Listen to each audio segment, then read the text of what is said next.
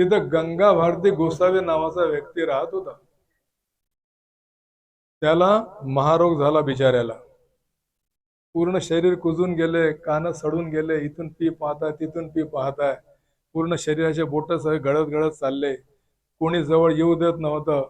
जवळ गेले तर लोक दूर करत होते, दूर दूर दूर, इथून तुझा हा स्पर्श रोग आहे, आम्हाला लागून जाईल. तो बिचारा परेशान झाला होता, हैराण झाला होता.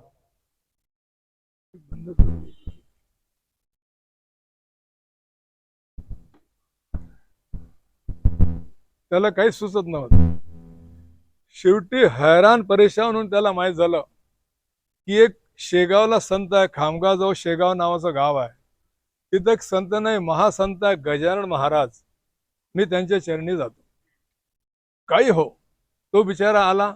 त्याला बघून तर लोक दूर व्हायला, ए दूर हट दूर हट, दूर दूर दूर. त्याला बघून लोक दूर करायला लागले. आणि तो महाराजांच्या मठामध्ये जाण्याचा बिचाऱ्याने प्रयत्न केला की त्याला लोक हाकलून देत होते. बिलकुल आतमध्ये जायचं नाही, महाराजांना स्पर्श करायचा नाही, स्पर्शरोग आहे तुला, बिलकुल जायचं नाही. आणि त्याला बिचाऱ्याला हाकलून देत होते. एकदा त्याने काय केले की सर्वांची नजर चुकवून तो आतमध्ये चालला गेला आणि महाराजांच्या चरणी लोटांगण घातलं, साष्टांग लोटांगण. ते त्याचं सडलेलं शरीर पूर्ण पी पाहत आहे, पस निघत आहे शरीरातून. तिथं जाऊन झोपून गेला. महाराजांनी त्याला त्याच्या पाठीवर एक थापड मारली. जशी पाठीवर मारली तसा तो पटकन गुडघ्यावर बसला आणि महाराजांकडे एकसारखा न्याहाळून पाहायला लागला. महाराजांनी या दोन्ही हाताने फड एक या गालाने या गालावर, या हाताने या गाला, या गाला जोर जोराने थापडा मारल्या. आणि जशा मारल्या तो पुन्हा महाराजाकडे एकसारखा पाहायला लागला. ते तर झालं, बोलू नका बेटा. त्याच्यानंतर महाराजांनी एक लात मारली आणि त्याला तिकडे दुगड पाडून दिलं. तरी तो एक शब्द बोलला नाही. हे बघा महाराजांची कशी लीला राहते. एक शब्द सुद्धा बोलला नाही. त्यानंतर महाराज त्यांच्यावर थुंकले. थुंकाचा ठसा त्याच्या अंगावर टाकला. आता त्याला वाटलं की मला महाराजांचा प्रसाद मिळाला. तो त्याने ठसा मलमासारखा, जसं आपण मलम लावतो ना चमडीच्या त्वचेच्या रोगाला, तसा तो लावत होता. त्याच्या बाजूला एक कुस्सिक व्यक्ती होता. कुस्सिक व्यक्ती म्हणजे कोण? जे रागद्वेष करतात, चुगली निंदा करतात, कोणाचं त्यांना बरं वाटत नाही, असे लोक. तुमचा जन्म माझा जन्म व्हायच्या आधी होते, श्री रामजी कृष्ण भगवान होते तेव्हा, आणि आपण आहोत तेव्हाही आहे, आणि आपल्या मेल्यानंतरही राहणार आहे. त्यांच्या पिकाला काही कमी नाही आहे. भरपूर लोक आहेत, खूप पीक आहे त्यांचं. किती पाऊस आला तरी पीकच पीक आहे. तर त्यांनी म्हटलं, अरे तू वेडा झाला का रे? त्या महाराजांनी तुझ्या अंगावर थुंकलं आणि ते तो उलट त्या त्वचेसाठी वाईट आहे आणि ते तू मलमासारखं लावत आहे. त्यांनी म्हटलं, अरे लेका तुला माहित नाही, त्यांनी मला लात मारली, झापडा मारल्या, तरी पण मला आता गोड वाटत आहे, कारण माझी निष्ठा त्यांच्या चरणी आहे. ते भगवंत परमेश्वराचा अवतार आहे, तुला काय माहिती त्याच्यातलं? त्यांनी म्हटलं, असं आहे का? चल. त्याला सुद्धा महारोग झालेला होता. त्यांनी म्हटलं, आत्ता चल गंगा भारतीने, जिथं महाराज आंघोळ करतात तिची माती तूही घे, मी घेतो, आपण दोघे माती घेऊ आणि पूर्ण शरीराला लावून आपण आंघोळ करू.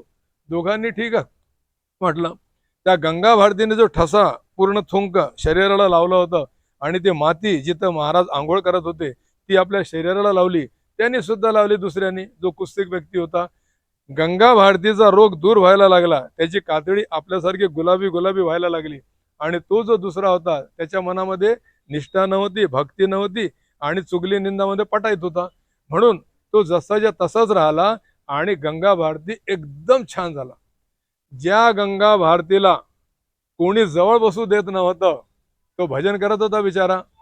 ज्या गंगा भारतीला कोणी जवळ बसू देत नव्हतं, तो गंगा भारती आता महाराजांच्या जवळ बसून भजन कीर्तन करत आहे आणि हजारो लोक त्याचं कीर्तन ऐकत आहे. तो आता मठामध्ये राहायला लागला.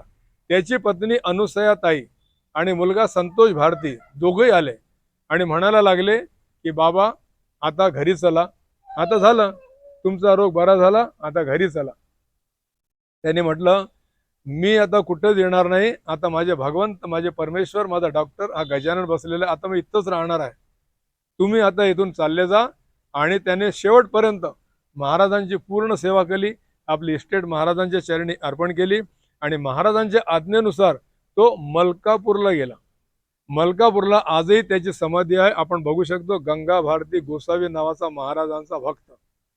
आता या शरीरावर मी तुम्हाला 1 ते 2 मिनिटात सांगतो. या शरीरावर आपण जी इतकी शरीराची काळजी घेतो, याची अवस्था काय आहे, याची दशा काय आहे, हे जो जोपर्यंत आपल्या शरीरामध्ये आत्मा आहे तोपर्यंत याचं सर्व काही किंमत आहे. एकदा या शरीरातून आत्मा गेला की मग तुमच्यावर प्रेम करणारी बायको सुद्धा रडून रडून थकून जाते. तुमचा मुलगा, घरचे नातेवाईक म्हणतात की आता जास्त वेळ ठेवू नका, वास यायला लागेल, लवकर घ्या आणि यांना मोक्षधाममध्ये नेऊन जाळून टाका. या शरीराची ही अवस्था आहे. एकतर याला जाळलं जातं, एकतर जमिनीमध्ये गाडलं जातं, किंवा जे लावारिस आहेत त्यांना फेकल्यानंतर त्यांचे ते पक्षी त्यांचं भोजन होते. या शरीराची ही अवस्था आहे. मग जोपर्यंत या शरीरामध्ये आत्मा आहे तोपर्यंत किंमत आहे. मग या शरीरावर प्रेम करू नका, त्या आत्म्यावर प्रेम करा. कारण तो अमर आहे, त्याला कोणी कापू शकत नाही, त्याला कोणी जाळू शकत नाही, त्याला काहीच करू शकत नाही. मिनिटा मिनिटाला इकडे लक्ष ठेवा की माझ्या शरीरामध्ये आत्मा आहे आणि त्या आत्मामध्ये परमात्मा आहे. बस हे जर तुमच्या लक्षात आलं तर तुमचं जीवन पार सुधरून जाईल. अब एक